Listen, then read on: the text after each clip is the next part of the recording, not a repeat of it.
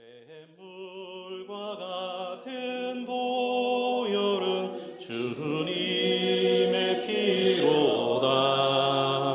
보혈의 죄를 씻으면 정하게 되겠네.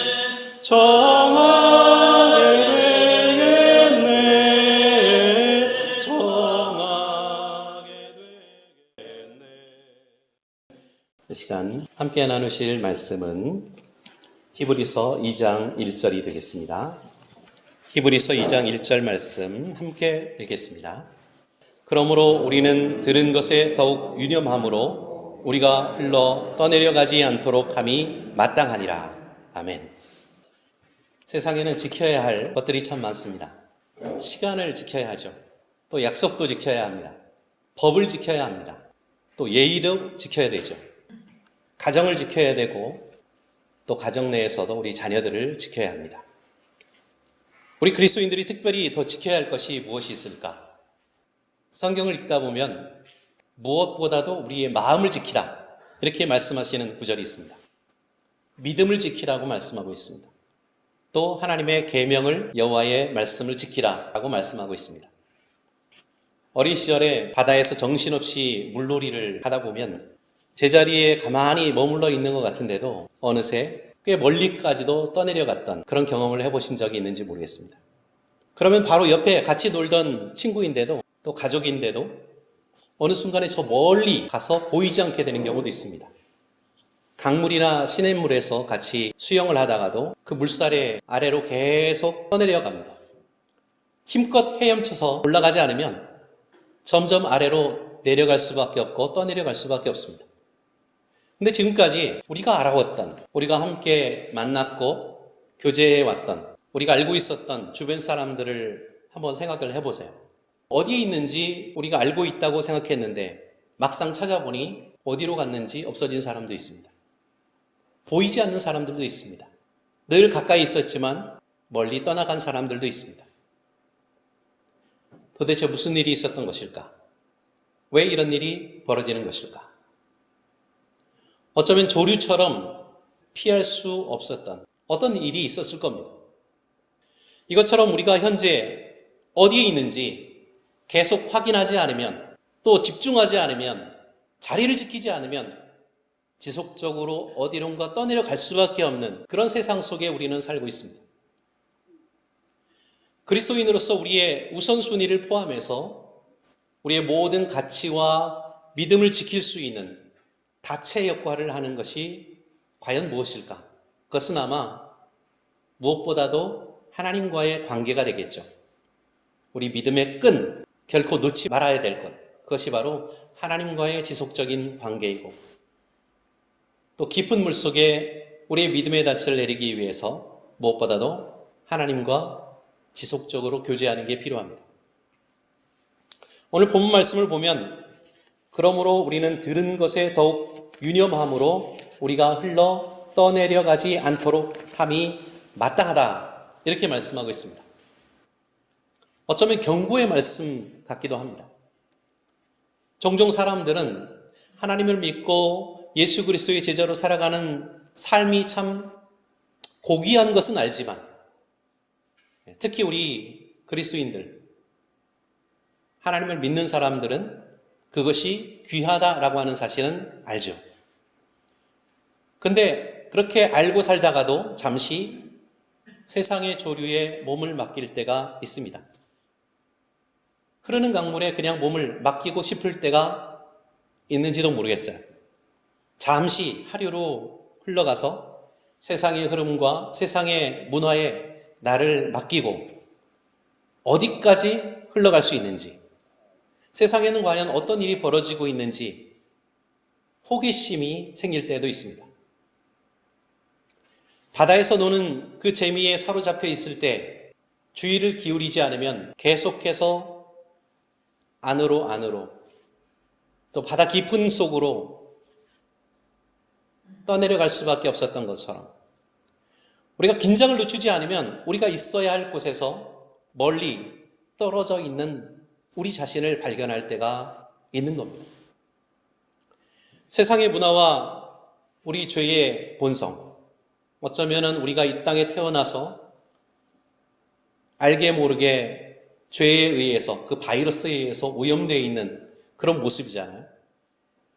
근데 그런 본성이 있기 때문에 기회가 있을 때마다 하나님으로부터 멀어지게 만드는 그런 부분들이 있다는 겁니다. 처음에는 아주 작은 것부터 시작하겠죠. 큰 변화가 없는 것처럼 보이지만 그렇게 우리 자신을 그 흐름에 맡겨버리게 되면 우리는 하나님의 견고한 그 반석에서 점점 더 멀어질 수밖에 없고 멀어져 가게 됩니다. 하나님은 여전히 똑같은 곳에 계십니다. 여전히 거기 계시고 여전히 움직이지 않으십니다. 변함이 없으십니다. 그런데 우리는 끊임없이 물살에 흔들리고 있습니다. 그러면 우리는 무엇 때문에 이 믿음에서 표류하게 되는 것일까? 어떻게 하면 하나님께 우리의 믿음의 닻을 깊이 내리고 꿋꿋이 우리의 자리를 지킬 수 있는 것일까?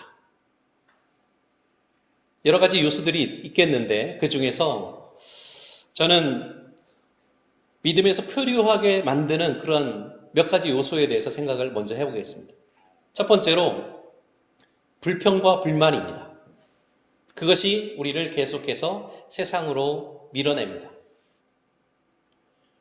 우리는 우리가 처한 상황이 마음에 들지 않을 때가 있죠. 왜 나에게 이런 일이 벌어졌지? 왜 나는 이런 환경 속에서 살 수밖에 없지? 결국 그러한 불만과 불평의 화살이 어디로 향하게 될까요? 처음에는 부모님을 향하기도 하고 또 다른 사람을 향하기도 하겠죠. 근데 결국 그 화살이 하나님을 향하게 될 수밖에 없습니다. 인생이 내 뜻대로 되지 않을 때, 내 마음처럼 흘러가지 않을 때 누군가를 원망하고 싶잖아요. 그런데 가장 큰 힘을 가진 존재가, 가장 큰 권력을 가진 존재가 누굽니까? 적어도 믿음을 가진 사람들은 그분이 하나님이라는 사실을 압니다. 그래서 때로는 누군가에게 책임을 돌리고 싶기 때문에 불만을 갖고 불평할 때가 있습니다. 예수님은 제자들이 모두 자신을 떠나가고 결국 내가 혼자 남게 될 것이다 라는 사실을 예고하시면서 요한복음 16장 33절에서 이렇게 말씀하신 적이 있습니다. 이것을 너에게 이르는 것은 너희로 내 안에서 평안을 누리게 함이다. 세상에서는 너희가 환난을 당하나 담대하라. 내가 세상을 이기었노라. 우리는 평안한 삶, 평온한 삶, 아무 일이 없는, 문제 없는 그런 삶을 약속받지는 않았습니다. 때로는 형통하지만 때로는 고비가 있습니다. 환난도 찾아옵니다. 고난도 있습니다. 시련도 겪어야 합니다. 오히려 환난을 당하게 된다라고 하는 경고가 성경에는 꽤 많이 있습니다. 특히 야고보서를 보면 고난과 시련에 대해서 많은 구절들을 할애하고 있습니다. 시련을 겪으면, 고난을 당하면 유혹도 더 커지게 됩니다. 물론 그 시련과 고난 속에서 하나님은 더 굳건한 믿음을 갖기를 원하시지만 그러나 때로는 시련 때문에 하나님으로부터 멀어지게 되는 경우도 있습니다. 타협하고 싶은 마음이 생기기도 하고 포기하고 싶은 마음이 생기기도 합니다. 그런데 하나님은 악에게 시험을 받지도 않으시고 또 아무도 시험하지 않으신다 이렇게 말씀하셨거든요. 그럼에도 불구하고 사람들은 차마 하나님을 직접 비난하지는 않지만 그 교인들을 핑계 삼아서 하나님으로부터 멀리 떠나려고 하는 사람들도 있고 또 교회를 떠나는 사람들도 있습니다. 교회에 다니는 누구가 저 사람이 너무 마음에 들지 않아, 또 저 사람이 나에게 선한 행위를 취하지 않고 나를 도와주지 않고 나에게 좋은 말을 해주지 않고 그래서 나는 교회를 떠날 수밖에 없어 라고 정당화를 시키는 거죠. 그래서 나는 다시는 교회 가지 않을 것이야 라고 말하는 사람들이 꽤 있습니다. 그럴 때는 우리가 잠언서의 말씀을 한번 생각해 볼 필요가 있습니다. 잠언서의 3장 5절 6절 말씀에 보면은 너는 마음을 다하여 여호와를 신뢰하고 내 명철을 의지하지 말라. 너는 범사에 그를 인정하라. 그리하면 그가 내 길을 지도하시리라. 우리가 의지하고 우리가 따라야 될 분은 누구예요? 바로 하나님입니다. 세상을 의지하고 사람을 의지하고 특히 나 자신을 의지하다가는 엉뚱한 길로 떠나갈 수밖에 없고 세상의 조류에 따라서 떠내려갈 수밖에 없다는 겁니다. 두 번째로 나쁜 사람, 나쁜 세상이 우리를 세상으로 끌어들입니다. 왜 우리는 나쁜 사람 혹은 나쁜 일에 빠지게 될까? 왜 거기에 묘한 매력을 느끼게 될까? 분명히 나쁜 사람을 싫어하지만 때로는 나쁜 사람의 매력에 빠지기도 합니다. 왜냐하면 우리 본성 가운데 죄로 기우는 본성이 있기 때문에 그렇습니다. 하와가 왜 선악을 알게 하는 그 과실을 따먹었을까요? 왜 불순종했을까요? 이 불순종과 나쁜 일에 대한 호기심이 있었기 때문에 그렇습니다. 아담이 왜 하와의 말을 듣고 혹해서 하나님의 말씀에 불순종하는 그 일에 동참했을까요? 왜 죄에 빠졌을까요? 그러한 마음이 또 우리 속에 숨어 있기 때문에 그렇습니다. 인간의 마음 속에는 또 착한 일을 하고 싶은 그런 마음, 그래서 인정받고 싶은 마음도 있지만 그러나 동시에 나쁜 사람, 나쁜 일에 끌리는 마음도 있는 거예요. 그래서 바울 사도는 로마서 7장 21절에서 24절까지 이렇게 고백하고 있습니다. 그러므로 내가 한 법을 깨달았다. 곧 내가 선을 행하기 원하는 그런 마음이 있는데 거기에 악을 원하는 마음도 있는 것이다. 선을 행하기 원하는 나에게 악이 함께 있다. 이렇게 고백하고 있습니다. 내 속사람으로는 하나님의 법을 즐거워하지만 내 몸은 자꾸 악으로 기운다. 내 지체 안에 이 다른 법이 있어서 나의 마음의 법과 계속해서 싸운다. 그래서 지체 속에 있는 그 죄의 법으로 나를 사로잡아가는 것을 내가 본다. 이렇게 고백을 하고 있습니다. 우리가 기억해야 될 것은 로마서 7장 24절에 있는 이 말씀. 오호라 공고한 사람이로다. 이 사망의 몸에서 누가 나를 건져내랴 라고 질문했던 그 질문의 당사자가 바울 사도였다는 것이고요. 그럴진데 하물며 또 우리가 이런 갈등이 없이 어떻게 살아갈 수 있겠습니까? 누구에게나 이런 갈등과 고민이 있다는 것이고 또 이런 도전이 있다는 거죠. 그래서 하나님에 대해서 전혀 관심이 없는 사람들에게 계속 둘러싸여서 살아갈수록 우리는 점점 더 하나님으로부터 멀어져 갈 수밖에 없는 거예요. 왜냐하면 세상에는 세상의 법이 있고 그 세상의 법 가운데는 어떤 것이 있습니까? 네가 하고 싶은 대로, 너의 몸이 원하는 대로 하면 된다.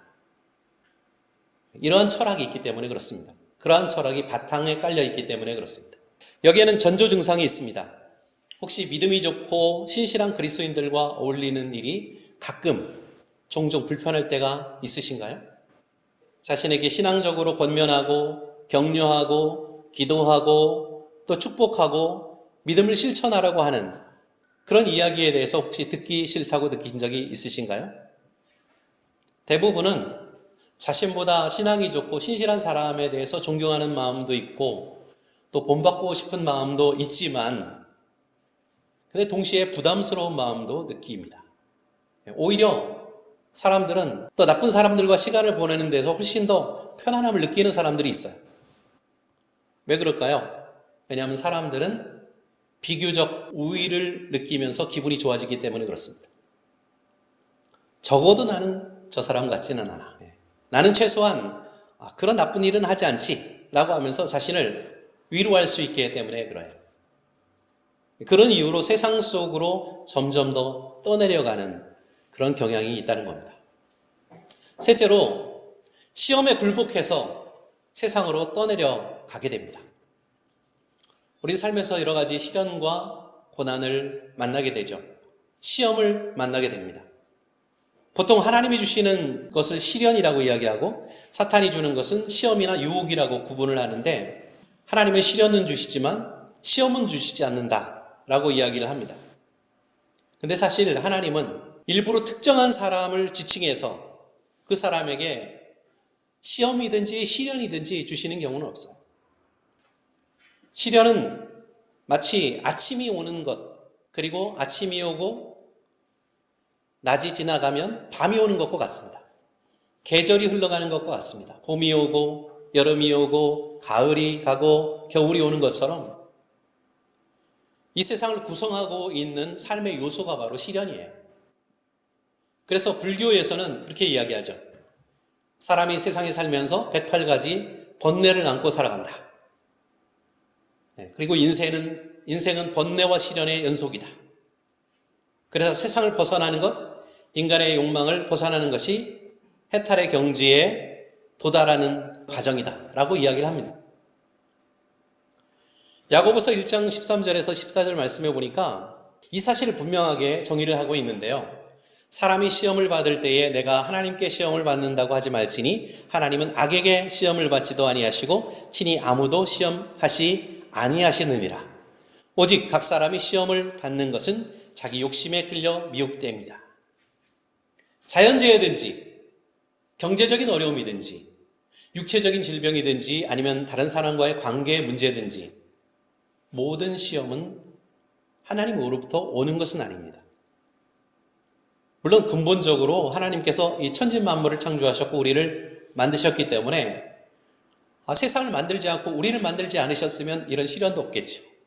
그렇게 보면 하나님께 어떻게든지 책임을 떠맡기려고 하면 맡길 수도 있을 겁니다. 그런데 하나님은 우리에게 시련과 시험을 주시는 분은 아닙니다. 하지만 하나님은 시련과 시험을 만났을 때 그 시련과 시험을 통해서 우리를 연단시키고 우리를 성장시키기도 합니다. 그것을 오히려 이용하시죠. 모든 상황을 하나님은 활용하시기 때문에 그렇죠. 오히려 우리의 욕심과 욕망 때문에 세상을 사랑하게 되고 또 시험을 받을 때가 훨씬 더 많다고 말씀하고 있는 겁니다. 그리고 시험에 굴복할 때 우리는 세상으로 떠내려가게 되는 거죠.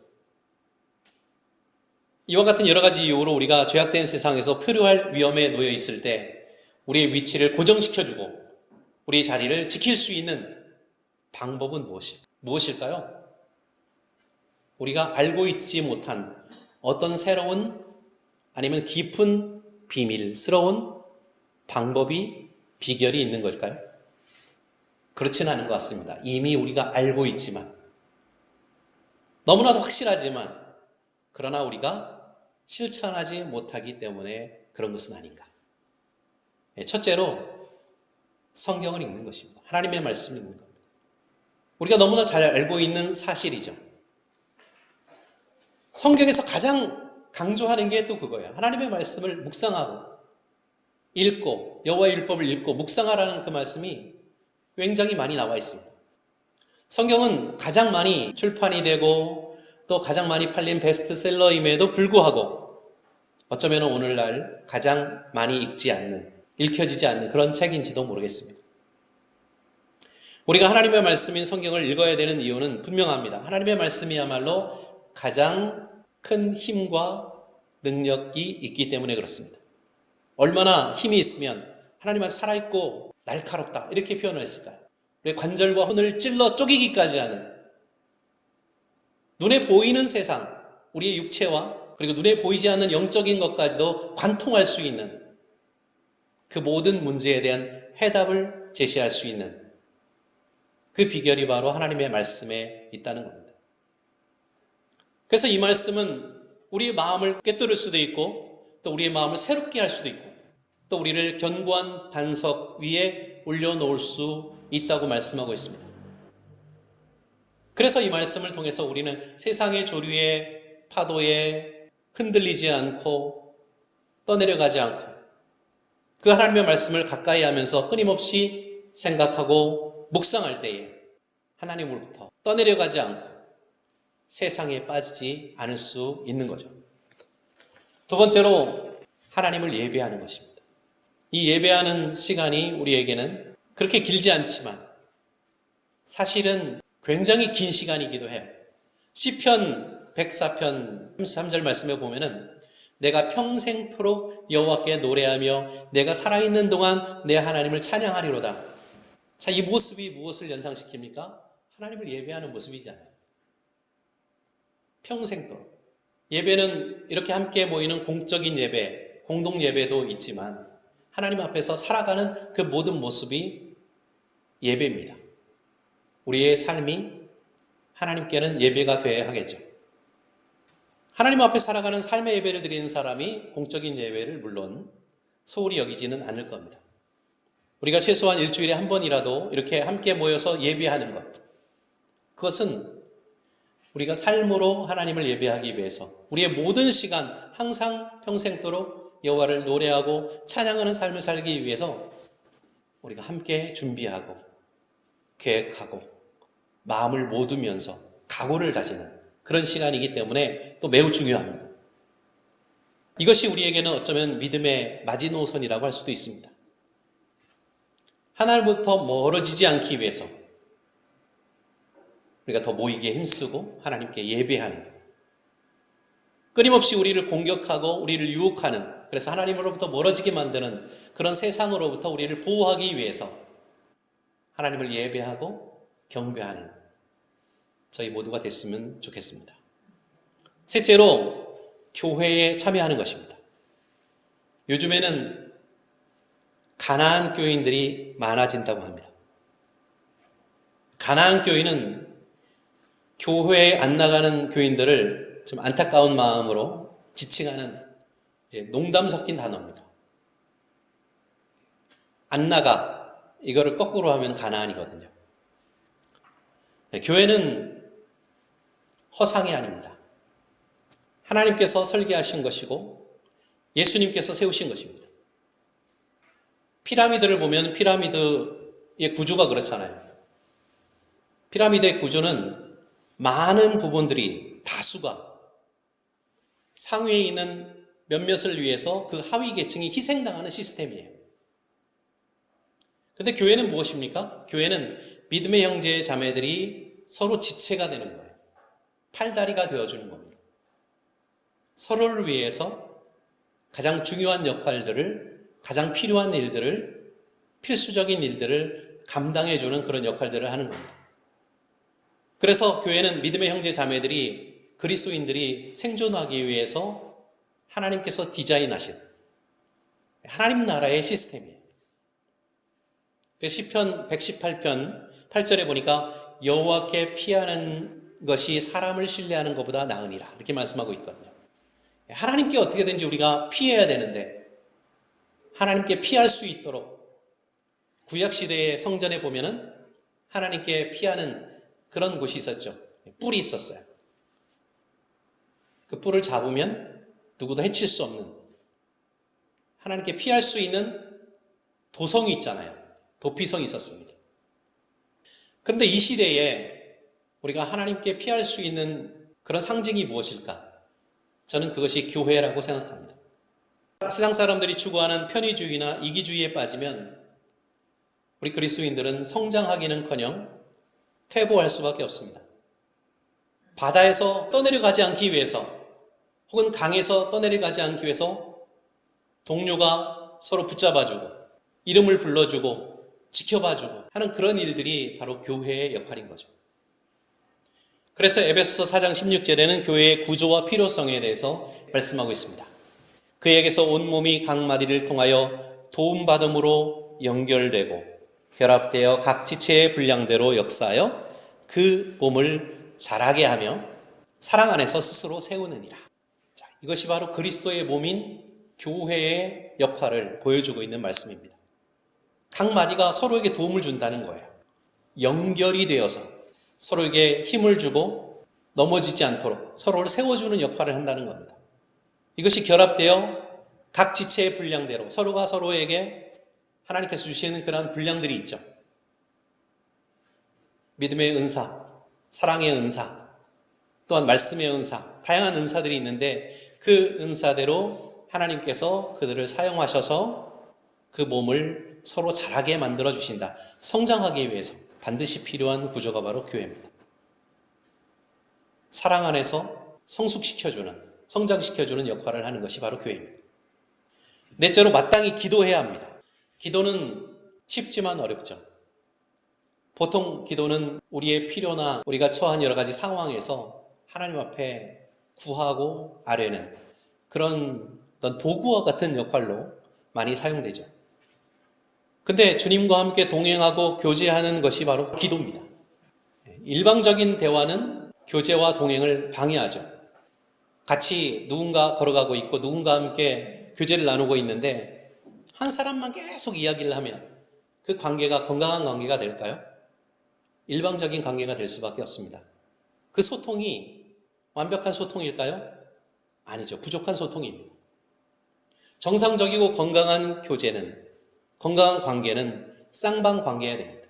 하나님은 성경을 통해서 우리에게 말씀해 주시고 우린 기도를 통해서 하나님께 말씀을 드리고 하나님 이런 건강한 쌍방관계를 유지하기 위해서 우리는 기도하는 것이고 그 기도의 모습을 데살로니가전서 5장 17절은 이렇게 표현하고 있습니다. 쉬지 말고 기도하라. 계속 기도하라는 말씀입니다. 성경에서는 도둑질이나 강도질이나 살인이나 이런 것을 물론 큰 죄로 정의하고 있지만 그것만 죄라고 말씀하고 있지는 않습니다. 그 외에도 기도하지 않는 죄, 사랑을 실천하지 않는 죄, 그런 것들도 죄다. 이렇게 말씀해 주시고 있습니다. 그러므로 우리에게 기도를 통해서 하나님의 관계를 돈독히 하고 그것을 통해 깊은 곳에 믿음의 닻을 내릴 수 있는 기회를 주시고 말씀을 통해 격려해 주시는 것이죠. 세상의 주류에 떠나가지 않는 저와 여러분이 되시기 위해서 우리에게 필요한 것이 무엇인가? 다시 한번 우리 자신을 돌아보는 이 시간이 될 수 있기를 바라고 또 하나님과의 관계에서 너무 멀리 떠나온 것이 아닌가라는 그런 의심이 든다면 요한계시록 2장 4절 5절 말씀을 통해서 다시 한번 우리 자신을 돌아보고 또 묵상할 수 있었으면 좋겠습니다. 그러나 너를 책망할 것이 있나니 너의 처음 사랑을 버렸느니라. 그러므로 어디서 떨어졌는지를 생각하고 회개하여 처음 행위를 가지라. 만일 그리하지 아니하고 회개하지 아니하면 내가 내게 가서 내 촛대를 그 자리에서 옮기리라. 첫사랑과 처음 행위를 온전히 회복할 수 있는 저와 여러분, 그리하여 다시 그리스도의 분량까지 성장할 수 있는 모든 지체들이 되시기를 그리스도 예수님의 이름으로 축원합니다. 어둠 후에 빛이 오며 바람 분 후에